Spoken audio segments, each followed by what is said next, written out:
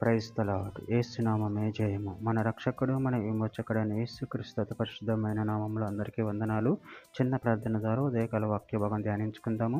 పరిశుద్ధుడ మహాగణుడైన దేవ యేసయ్య, సర్వాధికారినైనా మీకు వేలాది వందనంలో కృతజ్ఞత స్తుతి స్తోత్రం చెల్లించుకుంటాను దేవ ఉదయకాలం ప్రభు వాక్య భాగం ధ్యానిస్తుండగా వాక్య భాగం అర్థమయ్యేలా సహాయం చేసి మీ కృపలో బలపరిచి మీకు మాదిరిగా మమ్మల్ని నడిపించమని చిన్న ప్రార్థన యేసు నామంలో అడిగి వేడుకుంటున్నాను తండ్రి. ఆమేన్ ఆమేన్. కీర్తన గ్రంథం 141 అధ్యాయము 8వ వచనము. యెహోవా నా ప్రభువా, నా కనులు నీ తట్టు చూచుచున్నవి, నీ శరణుజొచ్చి ఉన్నాను, నా ప్రాణము ధారపోయకము. ఆమేన్. దేవుడి వాక్య భాగం దీవించును గాక.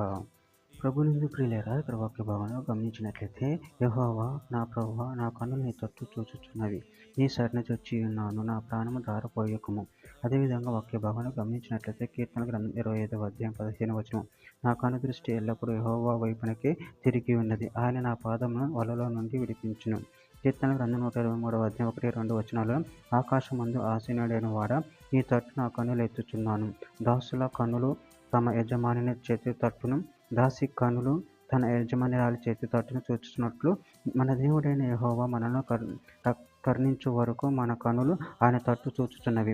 దినవృత్తాంతం 2వ గ్రంథం 20వ అధ్యాయం 12వ వచనం. మా దేవా, నువ్వు వారికి తీర్పు తీర్చువా, మా మీదకి వచ్చు ఈ గొప్ప సైన్యంతో యుద్ధం చేయుటకును మాకు శక్తి చాలదు, ఏమీ చేయుటకును మాకు తోచదు, నువ్వే మాకు దిక్కు అని ప్రార్థన చేసినాం.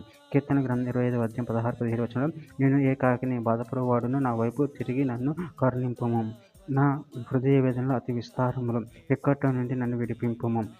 కీర్తన గ్రంథం 102వ అధ్యాయం 17వ వచనం. ఆయన దిక్కులేని దరిద్రుల ప్రార్థన నిరాకరింపక వారి ప్రార్థన వైపు తిరిగి ఉన్నాడు. కీర్తన గ్రంథం 143వ అధ్యాయం 3-4 వచనంలో, శత్రువులు నన్ను తరుముచున్నారు, వారు నా ప్రాణమును నేల పడగొట్టి ఉన్నారు, చిరకాలం క్రిందట చనిపోయిన వారితో పాటు గాఢాంధకారములు నన్ను నివసింపజేయుచున్నారు.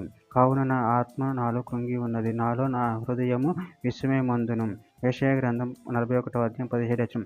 దీన దరిద్రులు నీళ్లు వెతుకుచున్నారు, నీళ్లు దొరకక వారి నాలుక నొప్పి చేత ఎండిపోవచ్చున్నది. యెహోవాను నేను వారికి ఉత్తరమిచ్చేదను, ఇశ్రాయేలు దేవుడిని నేను వారిని విడనాడను.